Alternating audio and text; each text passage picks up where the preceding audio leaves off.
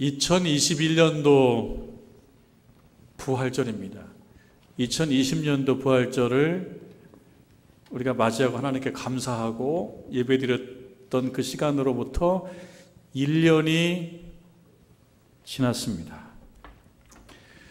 많은 일들이 물론 있었겠습니다.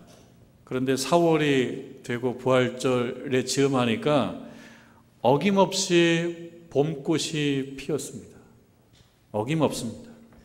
주군들이 있었던, 제가 가녀린이라는 표현을 써야 되겠는데, 주군들이 있었던 가녀린 그 꽃나무 가지들, 얇죠? 그래서 겨울에 보면 다 죽은 것 같이 색깔도 그랬었습니다.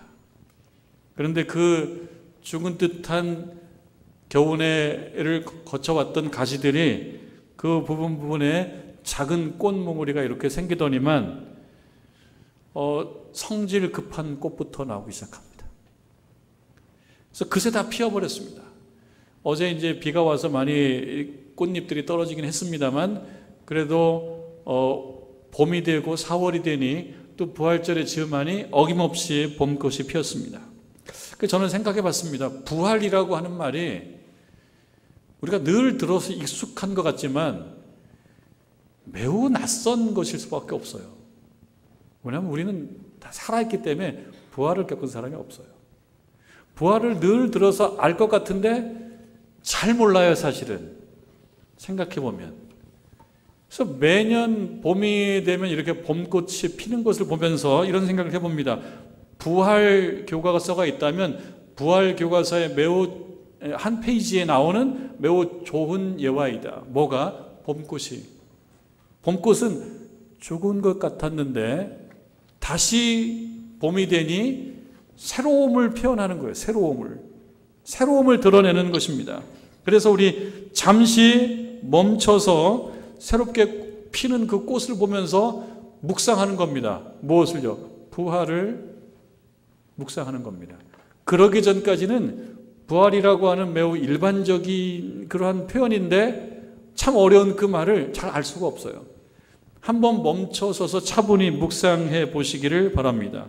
그리고 그 것을 보면서 새롭게 하시는 하나님의 은혜를 한번 생각해 보시길 바랍니다. 새로워진 거죠. 죽은 듯 했던 그 나무에서 꽃이 피었다. 새로워진 거죠. 그리고 이 꽃은 새 꽃이죠. 작년 꽃이 아니죠. 새로운 꽃이죠. 그 하나님의 은혜를 생각해 보시길 바라고 그 은혜를 구하시길 바랍니다. 2021년 부활절 우리가 해야 될 일입니다. 그리고 부활의 소망을 갖기를 바랍니다. 인간은 누구나 어떤 시간의 차이가 있을 뿐이지 영원한 존재가 아닙니다. 영원히 이 땅에 있을 존재가 아닙니다. 그래서 우리는 부활을 소망할 수밖에 없는 그런 존재입니다. 이 현실 속에서 여러분 부활 신앙을 꽃피우시기를 바랍니다. 그것이 2021년도 부활절을 맞이하는 우리들이 꼭 해봐야 되는 실천 항목입니다. 꽃을 보면서 새로운 어떤 걸 보면서 새로움을 주시는 그 하나님의 은혜를 다시 한번 생각해 보는 것입니다. 오늘 우리가 읽은 로마서 4장 25절 말씀을 보면 이렇습니다. 예수는 우리가 범죄한 것 때문에 내줌이 되었다. 여러분 스스로 범죄한 것이 있다고 생각하십니까?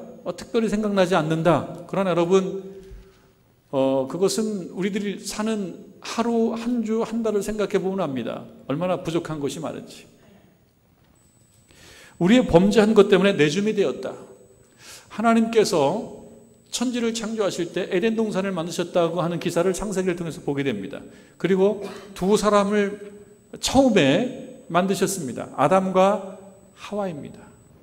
아담과 하와에게 하나님께서 자유를 주셨습니다. 자유를. 너희들 마음대로 살아라. 우리들도 그렇죠. 우리들도 사실 마음대로 삽니다. 마음대로. 너희들 마음대로 살아라. 그런데 동산 중앙에 있는 선악을 알게 하는 그 열매는 따먹지 말아라. 그래야지만이 나와 의로운 관계를 맺으면서 오래 갈 수 있다. 자유를 주셨어요. 자유롭게 생각하고 자유롭게 판단하고 자유롭게 선택하게 해주셨습니다. 그런데 알다시피 아담과 하와가 그것을 그렇게 하지를 못했죠. 결국은 따먹고 말았습니다. 그래서 하나님께서 자유를 주셨고 자유롭게 선택할 수 있게 하셨는데 그 자유를 행사하는 것으로는 의로운 관계를 만들 수 없다는 것이 처음에 드러나 버린 것입니다. 그리고 하나님께서 히브리 민족을 선택해서 애굽에서 불러내셔서 시내산에 이르러서 그 백성과 계약을 맺으셨습니다. 나는 너희의 하나님이 되고 너희는 내 백성이 되리라. 나는 너희들에게 하나님 된 모습으로 나타나겠지만 너희는 하나님 백성으로 살아야 된다. 그래야지 계약 백성, 계약의 관계가 유지가 될 수 있다. 그러면서 그들에게 주신 것이 계명이었습니다. 계명. 이 계명을 지켜 살면 된다는 것입니다.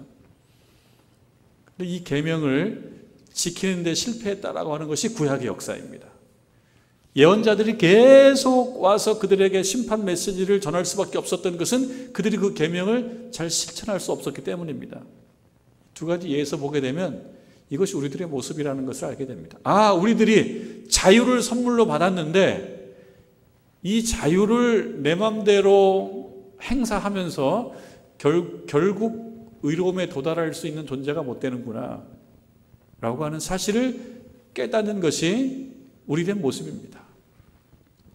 그거에 대해서 이 로마서는 계속 질문을 합니다. 그러면 누가 의로운 존재가 되며 누가 하나님과 의로운 관계를 맺을 수가 있느냐? 이거 불가능한 것이 아니냐? 불가능한 것이 아니냐? 아담과 하와도 실패했고 택한 백성 이스라엘도 성공하지 못했는데 그러면 안 되는 거 아니냐? 이런 질문에 대한 답이 바로 오늘의 말씀인 것입니다. 25절, 예수는 우리가 범죄한 것 때문에 내어줌이 되고 또한 우리를 의롭게 하시기 위하여 살아나셨느니라. 예수께서 살아나셨느니라. 왜 살아나셨습니까? 우리를 의롭다 하시기 위해서 살아나셨다. 24절로 가보면요, 의로 여기심을 받을 우리도 위함이니 곧 예수 우리 주를 죽은 자 가운데서 살리신 이를 믿는 자니라. 그러면서 예수께서 우리를 의롭다 하시기 위하여 살아나셨는데 이것으로 끝나는 것이 아니고 그 살아나심은 믿는 자가 의롭게 된다. 아담과 하와가 의롭지 못했어요. 이스라엘 백성이 의롭지 못합니다. 우리들 또한 그들의 판박이에요. 우리 자체로 의로운 존재가 아닙니다. 의로운 존재가 될 수가 없어서 하나님과 교통할 수가 없고 하나님 나라 백성, 구원받은 백성이 될 수가 없습니다. 운명적으로. 그러면 안 되는 것이냐? 그렇지 않고 통로를 하나 열어주셨습니다. 예수께서 죽으시고 부활하신 것입니다. 그리고 그분을 믿는, 그 부활을 믿고 우리 주를 죽은 자 가운데 살리신 이를 믿는 자라면, 믿는다면 의로운 백성 인정해 주시겠다라고 하는 말씀입니다. 그리고 그 구약의 한 모델로 오늘 말씀은 아브라함을 제시하고 있습니다.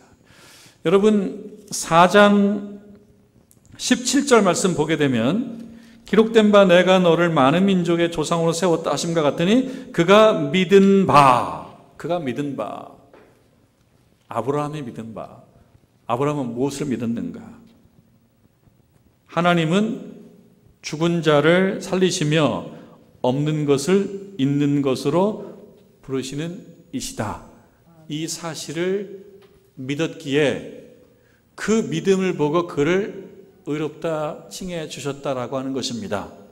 이것이 복음입니다. 우리 자체로는 능력과 실력이 없습니다. 아브라함도 마찬가지입니다. 아브라함의 믿음의 조상이라고 해서 그가 특별히 훌륭한 것이 아닙니다. 그가 훌륭한 것은 그가 믿음으로 의롭게 됐다라고 하는 것입니다. 우리들과 같습니다. 근데 여러분, 이게 쉬운 게 아닙니다. 하나님은 죽은 자를 살리시며 없는 것을 있는 것으로 부르신다. 이 말들은 우리가 오랫동안 서로 고백하고 들어왔던 말씀이지만 현실적으로 생각해 보면 이것처럼 막막한 게 없단 말이죠.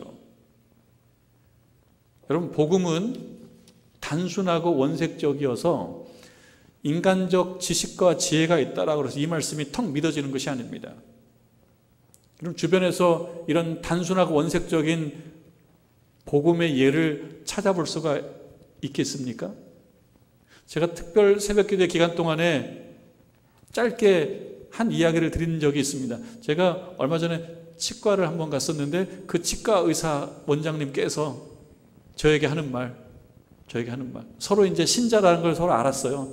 신자라는 걸 알았어요. 저에게 하는 말, 제가 사실은 죽었던 사람입니다. 그러시더라고요, 저한테. 제가 사실은 죽었던 사람입니다. 여기 있는 요 암, 이 간에 문제가 있어서 사실은 제가 죽었던 사람인데 하나님께서 살려주셨습니다. 목사인 제가 사실은 뜨끔했어요. 과학을 공부하고 의학을 공부한 아주 똑똑한 의사 선생님이 하시는 말씀, 저는 사실은 죽은 목숨이었는데 죽은 목숨이라는 뜻은 무엇입니까? 사람이 할 수 없다는 거예요. 사람이 할 수 없다는 거예요. 근데 하나님께서 살려주셨습니다. 그렇게 얘기하시더라고요. 이게 참 어려운 고백입니다. 근데 매우 단순합니다. 매우 원색적입니다.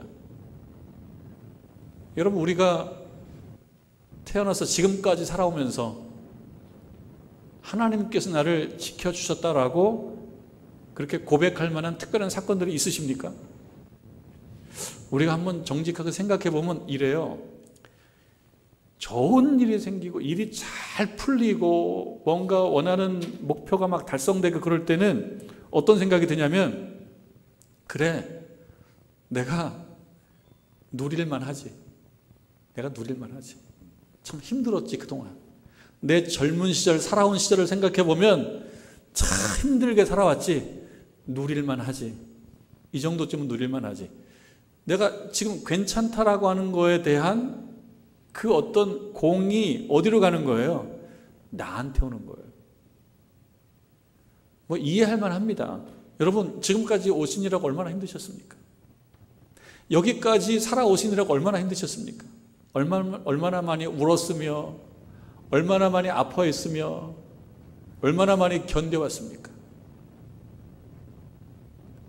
여기까지 오셔서 요 정도쯤의 삶의 기쁨을 경험하는 것, 그 정도쯤의 자격은 나에게 있지. 왜? 내가 얼마나 많이 수고했으며, 얼마나 많이 노력했으며, 얼마나 많이 눈물 흘렸는가.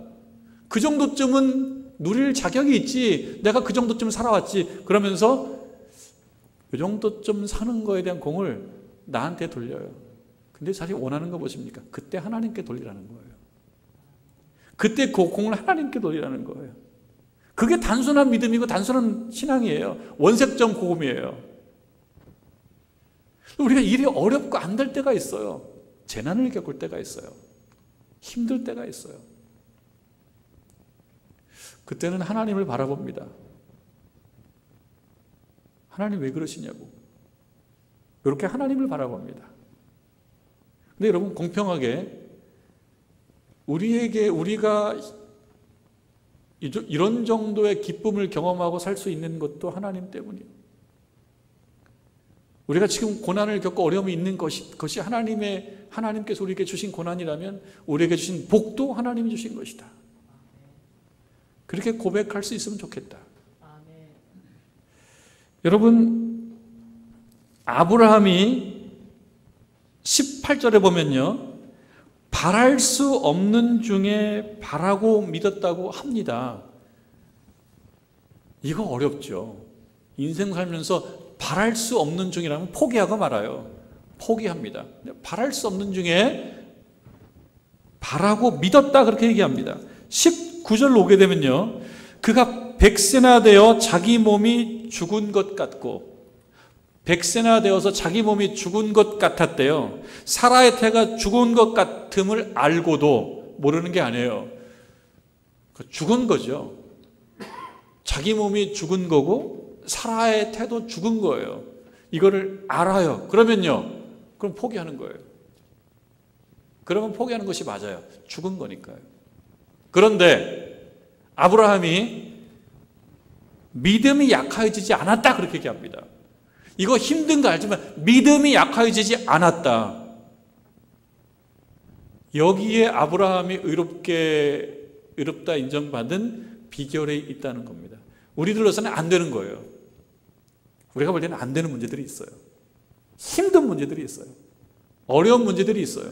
어떻게 하지라는 문제들이 있어요. 아브라함도 그랬어요. 그런데 그때 아브라함 믿음이 약해지지 않았다. 왜? 하나님은 없는 것에서 있는 것을 불러낼 수 있는 분이라고 하는 것을 그가 믿었기 때문이다. 그 말씀이 로마서가 주는 우리들에게 그 메시지입니다. 여러분 2021년 이 부활절에 우리 생각해 봐야 될 것은 무엇입니까? 부활이 맹숭맹숭하고 매번 들었던 그냥 깊게 연구하기 힘든 주제, 그냥 듣고 넘어갈 주제라고 생각할 것이 아니라 2021년도 부활절에는 뭘 생각해야 되느냐? 없는 것을 있는 것으로 불러내실 수 있는 분이 하나님이시다. 그래서 오늘 말씀처럼 굳게 믿는 마음, 그 모델로 아브라함을 드러내 주신 겁니다.